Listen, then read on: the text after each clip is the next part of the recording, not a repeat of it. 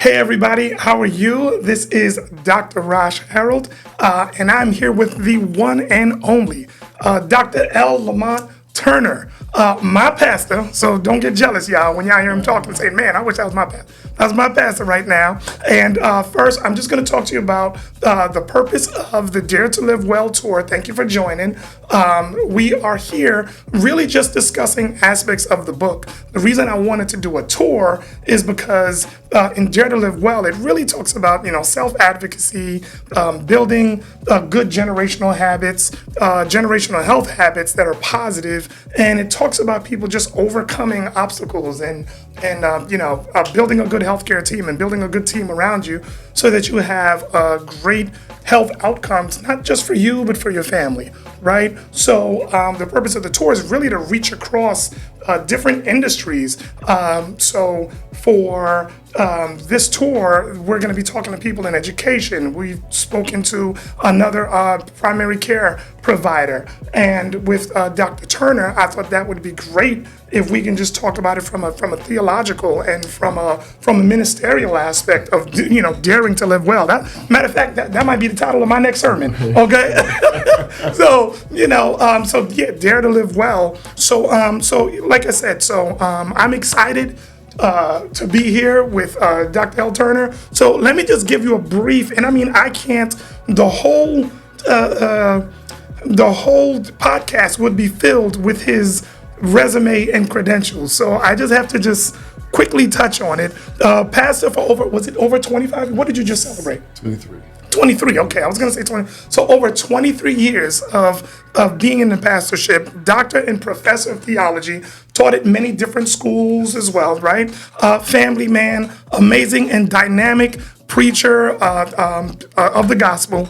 I'd encourage you, if you want to just hear just a little bit of what he's got, I would just go to City of God Facebook page and YouTube, Facebook. I'll also give you a chance to tell them exactly where to go to find you, but just hear him one time, you'll love it. And then also another thing that's exciting is that you are the newly bishop-elect of the district of the District Council of DC, Delaware, and Maryland within the PAW. For those that might be outside the church realm, the PAW is Pentecostal Assemblies of the World, and that's a huge organization of Pentecostals, and that's the same district actually. So the one that he was just elected to be bishop, it's actually the same district that is hosting the international conference of the PAW in our hometown, Baltimore. So with all that said, and there's a whole bunch of stuff I left out, Dr. Turner, first question, how does it feel to be living your dream? Wow. What's interesting is that from a child, this is what I wanted to do. Really? As a child. And I remember going to conferences with my parents, and I'd see these pastors, speakers. Really? And we'd be 15, 20,000 people there. I'm a little kid. I'm standing up on the chairs, and I'm pointing them out on the stage. I'm going home, right? And I'm trying to mimic them using my dresser. I'm taking like a bathrobe, kind of. As if I got this robe on, and I'm doing the whole thing. When I got saved, I'm like 4 or 5, and I wore a whole suit to church. Oh my God, you sharp. Kindergarten. The kindergarten. Everybody know you saved that one with the church shoes. I walked in the kindergarten with a whole suit and tie on because I want people to know that I'm saved now. And because I saw these preachers do it. Wow. And so I had to model that. That's amazing. It's funny, I have an image of, when I was a kid, we traded, baseball cards and we're looking up to this and that. You're like, oh man, I want to be like this preacher. I want to be like that preacher. And, Sure. That's amazing, man. That's amazing. So, it's funny. The theme for today is actually thinking outside the box because the book, it dares people to kind of think outside of, just what they're doing so that if they want a better outcome, sometimes the first thing you've got to do is not doing the same thing over and over again. You got to think outside the box. So, in the subtitle of the book, let's start here.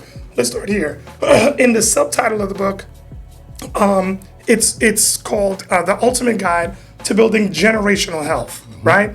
And I'm going to start with a little bit of theology first. Just in what ways does the Bible reveal the need to break negative generational behaviors and patterns.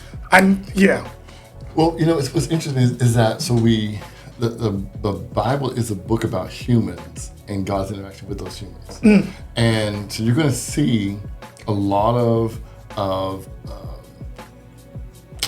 don't know, patterns of or also cycles of bad behavior among humans that need to be broken. Wow. All right, and it's passed on generationally. Wow. And then you also see individuals who were, like for instance, Abraham. Yeah. The Lord said, I'm going to bless Abraham. And one of his reasons was because he's going to teach his children after him. And so Abraham has this what we call this Adamic covenant, because he was going to pass on to his children and his children's children. Yeah. And so the Abrahamic covenant fulfilled, and it's still vibrant today. Wow. Because they would pass on from one generation to the next, the interaction with God, and then even the interaction with one another. So what can we glean from that? Because I mean, even before I was saved, and I was in high school, and I was the one talking about my friends that was in the church shoe, talking about, oh, look at you holy roller, look at this, you got your suit on, what, you going to church today? I was the one talking about it. So I guess I was like the Saul in high school, right? And now I'm the one with the suit. But what can we glean from that? Because back then, one of the reasons why maybe I never touched the Bible is because, from what I heard from hearsay, was that the Bible was just a whole bunch of just, different stories, put together, right? But yet I started reasoning, and that's funny you mentioned Abraham, and it's just family after family after family, So like, what can we glean, even as Christians, even as non-Christians, from the fact that, God started the Bible with family, He did. And so that unit of connection, like, so he, the Garden of Eden. Yeah. So here is the man by himself, surrounded by all of these animals. Yeah. Right. And the Lord is saying, well, it's not good for him to be by himself. Wow. And so he creates this institution for family. Yeah. And it's one of the first institutions that we see among humanity, a system of family. And it is something that he established for the continued procreation of humanity, where there's this connectedness. Wow. And I think, if anything, the pandemic taught us that we need connection. Woof. We need that connection. It's good for our mental health. Yeah. But it's good for us sociologically, psychologically. It's good for us to have human connections, not just among just a direct family, but from extended family and to friends, etc. Because we're all in the same family. It doesn't matter, color, what country you're from, where you're born. We're all under God's family. Yeah, for sure. Amen. And you look at genetic Adam, right? Yeah. Because out of him, all these DNA that we see today, when it's these 4 common strands that we know of, they all came from this one individual. Wow. And now we have all this diverse population of people. Amen. But they also teach us that in DNA, you got like 99% of all DNA is exactly the same. Yeah. And that 1% is the variation of height, skin tone, hair, and eye. It's just amazing. Wow. So the Bible shows that aspect of humanity. Wow. Wow. That's amazing. So, in the book, I stress the importance of building healthy habits and behavioral patterns in kids, so it makes a positive impact on their lives even when they grow into adulthood. So, and that's funny, you spoke about you knew that you were going to be here when you were a kid, right? So speak from your, younger and childhood experiences from a healthy aspect, because, for those that don't know, this is a very healthy individual. Like, I feel bad when I'm around him, and I'm a doctor, right? So I'm just like, man, you know what? I got to work out more. I'm looking at Dr. Turner. So it's like, what experiences in your childhood helped to shape how you value your health today? So that would be, and it could be negative or positive. Like, it could have been, hey, this happened to that person and I wanted to change, or man, I always saw this, Yeah. So my grandfather, both my grandfathers died of congestive heart failure. Wow. My dad's brother, same thing, congestive heart failure. Wow. I was only 3 years old when my mom passed, and the majority of my life, my mom was sick. Wow. And so those kind of, although negative impact, made me realize I need to do something about my just overall well-being, my health. It made me consider making sure that I worked out like I need to, try to consider my eating habits, and just kind of looking at all of that. I was a caregiver for a long period because my dad he would be working. Yeah. So I was helping my mom out a lot.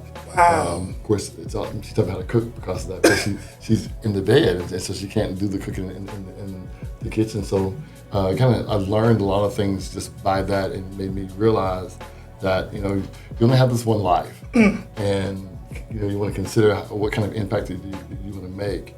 I had my grandfather taken from me so early. I don't have any memory of adult life with my grandfathers whatsoever. Wow. Yeah. They were taken up very early.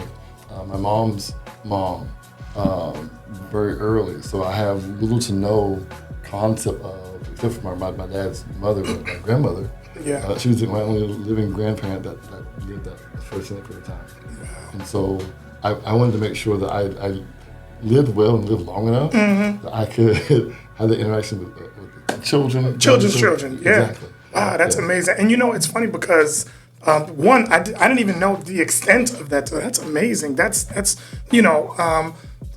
two in the book. It talks about there's two people that I want people to kind of keep in mind. One is the two that's after you or around you. So who are you impacting? Your life, your decision is going to impact that. Mm-hmm. But then the other person, because I want them to think of two people. The other person is who are you? Who's the one?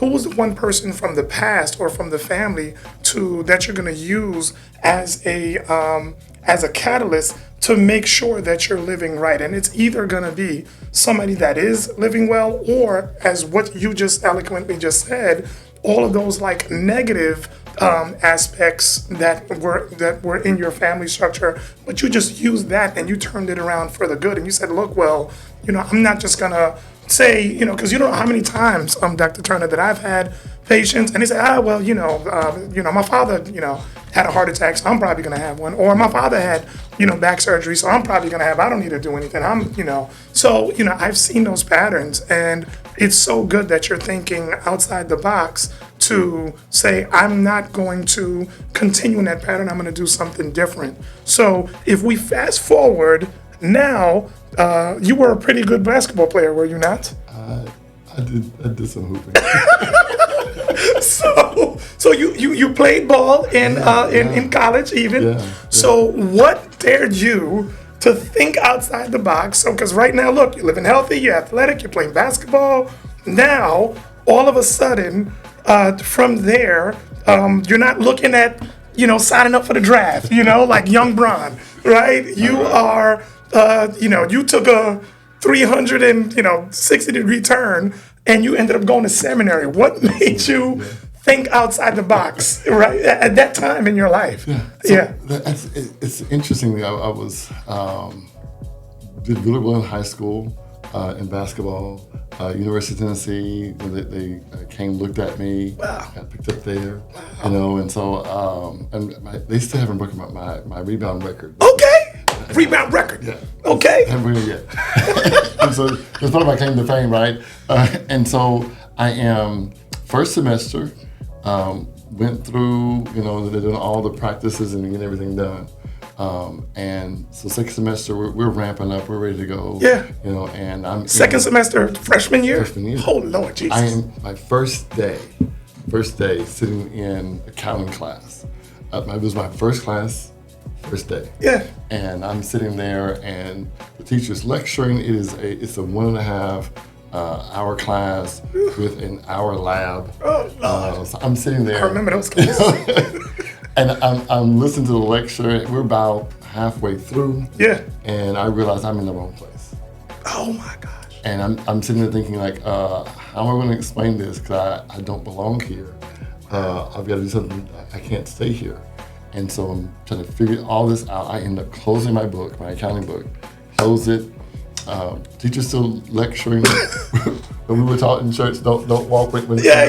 Or at least walk away with your hand up like this. Yeah. So I closed the book because I realized I'm not learning anything else. Cause I got to drop all my classes, and so I didn't want to walk out because That'd be rude. Yeah. So I just sat there, teachers lecturing, and trying to figure out, so what's my next move? How am I going to do this? I got up after class. We were supposed to go to the lab. We had a break. I got up, went straight to being in admissions office. Oh my God. Dropped all my classes. Dropped them all. Drove over about 45-minute drive to a seminary and enrolled. Right? Lost all my scholarships. This is all in one day. In one day. Yeah. Lost all my scholarships, all that. And trying to figure out how am I You were on scholarship. Yes. Oh, Jesus. And I was trying to figure out, first of all, how am I going to pay for I'm going to pay for seminary. Like, I have no way to pay for this. Oh my God. God. I felt like I had to be there. So I enrolled, and then called my parents and told them what I did. Because you don't want to tell them beforehand. So I told them what I did. They're looking at me like, and they're talking on the phone, and Dad's like, well, all right. My mom said, well, so you're sure about this? I'm like, yeah, but, well, we have no money to pay for you. Oh, yeah. So you're gonna have to, you're gonna work and get this done. So I'm working at Chick-fil-A. So working at Chick-fil-A, ended up getting a job at a credit union. So I'm between Chick-fil-A and the credit union to make sure I pay for school. Wow. I finally ended up getting, like, my senior year, got a scholarship to help pay for the other parts of it. Wow. But yeah, and then but I felt first day of class in the seminary. This is where I belong. This is where I belong. Yeah. Wow. That is the truth. I've never heard that story to that extent. I knew that you switch here, but I always wondered, like, what was that time like? So you just painted that. And I mean, that is a true definition of a faith walk. That's the substance of things hoped for, right? The evidence of things not yet seen, right? Like, you didn't have the money for seminary, right? So let's think about this too. Like I had, this is a pathway. If I went with the ball, yeah, I could have, I was gonna make some money. Right? Somewhere, if you was playing in Spain or whatever, yeah. And I'm trying to figure out, like, well, I don't know. I'm gonna, once I get this degree, what am I gonna do with it? Where do I get hired? Yeah. How am I gonna sustain a life doing this? And so I knew I wanted to teach at a seminary because I've always had a fascination about the Bible. Yeah. I started reading the Bible through when I was 12. Yeah. Just cover to cover. So I was a little awkward kid who was in the corner of a room back and had a Bible open. Yeah. Reading it, church van. I'm reading the Bible. Yeah. Before school starts in the morning. Okay. Now you're showing off. It was before school. Now you're showing off. Yeah. School started for us at 7:15. Yeah. The bus came at 6. I got up at 5 so I could read my Bible. Man. And pray before I went to the bus stop. Man. It's funny. I saw this. There was a colleague of mine. It's actually a doctor. Hopefully he watches this, but I saw, and I didn't really know how to answer. But you know what? This is a great. I think he, put a post and he was saying, hey, sometimes logic and faith, they go hand in hand, right? Like, to me, I think, it's almost like once I started studying about, like, the end times and this and that and all, and just reading about how prophetically, Christ was being, he was already prophesied to come, thousands of years before. To me, it was almost like logical, like, oh, this is it. This is what to do. Right. So, sometimes logic and faith will go hand in hand. Mm-hmm. But in your situation, logic will go this way, faith will go this way. And I think he put the question like, how do you know what to, like how do you make the decision? And sometimes it's easy to say, oh, yeah, go on faith, right? Mm-hmm. But when you don't have the money for the school and you don't, so how would you, I guess, speak to that person that could be in the same position as you? They're in a class, they're in, biochemistry right now, mm-hmm. but something's tugging on them, right? Yeah. Like, what would you tell them? So there is a bit of logic to faith, right? And although it doesn't appear as if, so I'm a very rational person. Like everything's academic for me. Yeah. It has to make sense. Yeah. I am not that guy that just walks outside and the Lord said go out.